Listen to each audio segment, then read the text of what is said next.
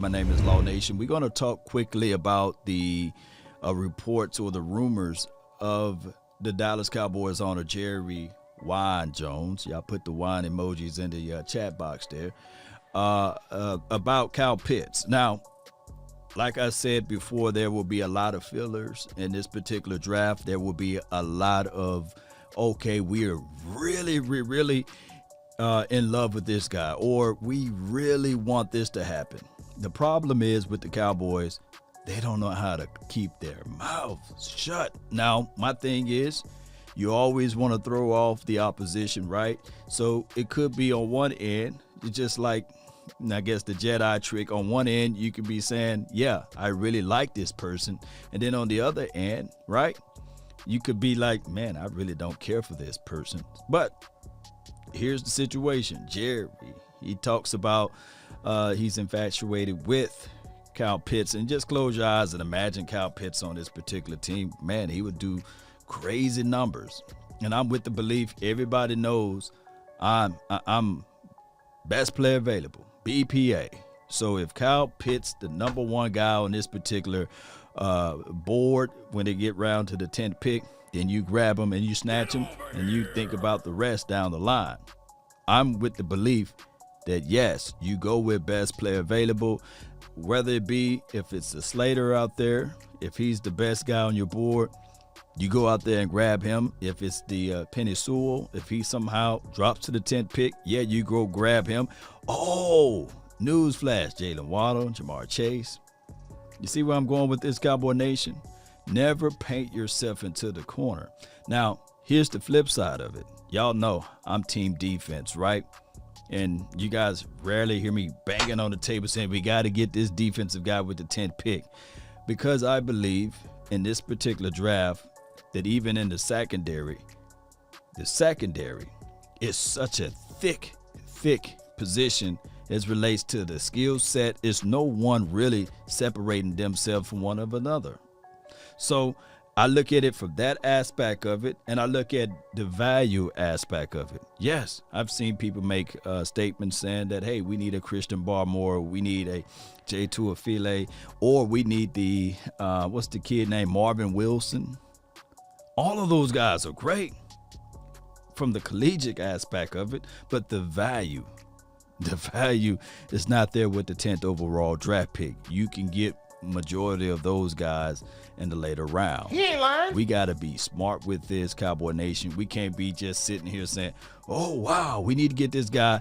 If not, then we will be still ranked on the bottom half of the defense heading into 2021.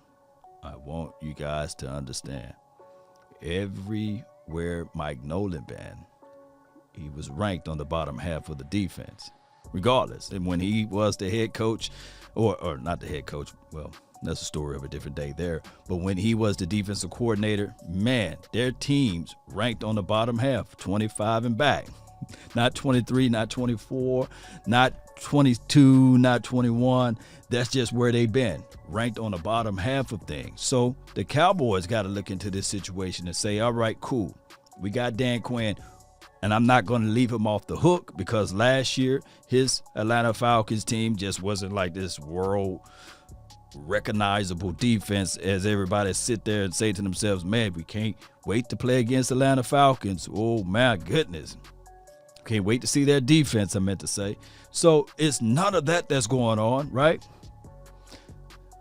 But he was not the defensive coordinator. He was the head coach. So we got to understand that portion of it, Cowboy Nation. So when I look into the fact that Chris Mortensen come out with this report, it's more so of the Cowboys maybe shooting fillers out there and maybe trying to figure out who behind the Cowboys would like to move up to that spot, who really love Kyle Pitts that much to move up.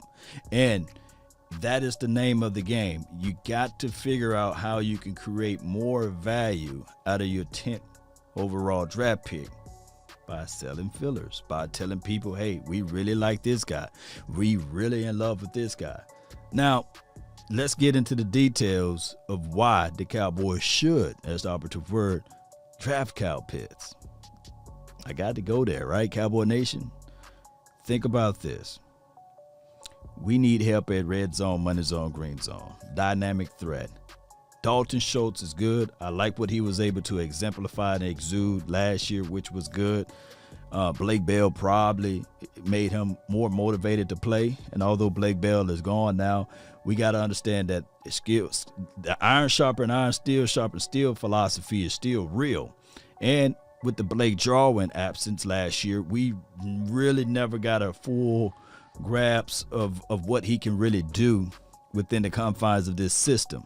And of course, we know that Dak Prescott was injured. Nevertheless, I look at Blake Jarwin. We like what he was able to bring out to the table the previous years. But the problem is Blake Jarwin, outside of the Giants game, you really can't really fall onto the tape and say, well, hey, look what he's able to do. Now, I'm very, very pro on, hey, a known commodity is better than the unknown, right? Now, when you look at Kyle Pitts and you think about all of the other tight ends, I know that a lot of people like to paint everybody with the same brush and say, well, according to tight end measurables, this will not happen because of this, and that will not happen because of that. If teams were able to have that crystal ball and see where the Kittle's kid is doing over there in 49ers land when healthy, man, they would sit there and say, yeah, we're going to draft him earlier. And if people had the crystal ball and they saw what Travis Kelce was able to do, don't you think that he would have been drafted early, as well as Antonio Gates and all of those guys? That's one of those dynamic type of tight ends that really can separate themselves from the other. And I know tight end position is overlooked. It's undervalued because of the fact that they do so much, and their impact to majority of the teams is very minute, very small. But every now and then, when you get somebody that's 6'6", run like a gazelle, high point the ball, and on top of that, out of all of the other wide receivers or tight ends that came out that with that particular frame, I believe his feet, just look at his feet and the way he plays with leverage, separates himself from the others. And we can look at measurables and straight line, 40 yards, or what have you, speed.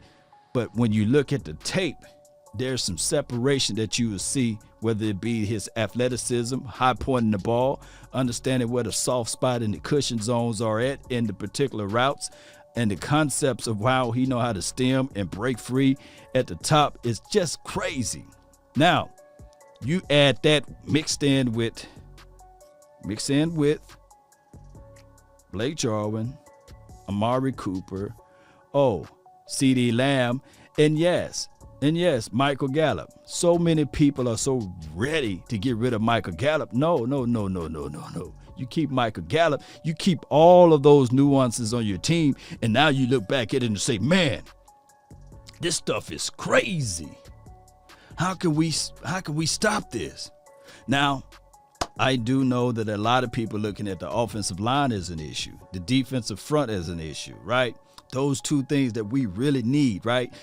We got to talk about this. The Tyron Smith, La'el Collins, he coming off an injury. We don't know whether or not he's going to be locked, loaded, and ready. But Tyron Smith, we've been talking about this for many of years. Can he play 16 weeks? Now it's 17 weeks.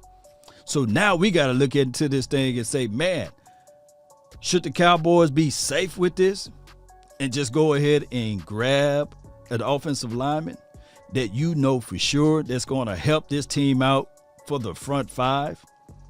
But my thing is, you got to stay true to your board, because if Kyle Pitts is higher than that offensive lineman, why would you reach?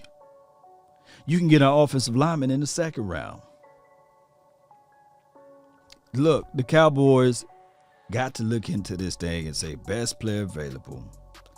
If you got a chance and opportunity to grab a Kyle Pitts, and you know for sure that this kid is dynamic, if you can utilize him within the confines of your system with Dak Prescott, then you do that. But I just wish the Cowboys owner would just be more hush-hush about it. You know, discretions is not a bad thing. Be a little discreet about everything. Here's the quote from Chris Mortensen. We're hearing that this thing about Jerry Jones, the owner of the Cowboys and general manager, being infatuated with Kyle Pitts. So I figure he's going to have to trade up to get Kyle Pitts. I think he will offer Emmitt Smith and Larry Allen. Maybe throw in Michael Irvin. He doesn't need Tony Romo, but he has Dak Prescott. He spent $40 million a year on Dak Prescott, so why not go get Kyle Pitts? Or if he actually falls to the tent, you can't rule him out. My thing is, Cowboy Nation, that's a great assessment by Chris Mortensen and what he told the Clint Buckley guy from 247 Sports. But here's my only thing. You don't have to trade up. You don't have to get cute in this particular draft. Stay where you at. Whoever we draft with the 10th pick will help this team out tremendously.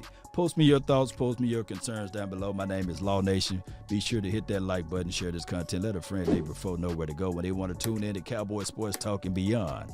And remember, you're listening to nothing but the best. Go Cowboys. We out.